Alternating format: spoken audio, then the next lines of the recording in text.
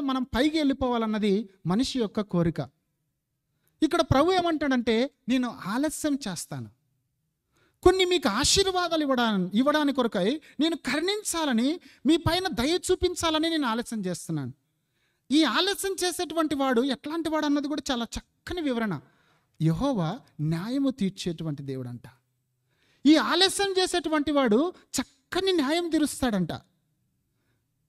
ఈయన అంటే ఈ ఆలస్యానికి ఒక చక్కని ఫలము, ఈ ఆలస్యానికి ఒక చక్కని ముగింపు అన్నది ఆయన ఇచ్చేటువంటి వాడు. ఆయన అన్యాయాన్ని న్యాయంగాను, చెడ్డది మంచిదిగాను, చెడిపోయింది బాగుండేటట్టుగాను చూపించేటువంటి వాడు ఆయన కాదు. ఆయన న్యాయము తీర్చేటువంటి యెహోవా. ఆయన చక్కగా అన్నీ జరిగిస్తున్నటువంటి దేవుడు. ఈరోజు ఆలస్యం చేస్తున్నాడంటే దానికి ఒక కారణం ఉంది. ఈరోజు నేను వెనకబడ్డామో, నాకెందుకు ఇలా జరుగుతుంది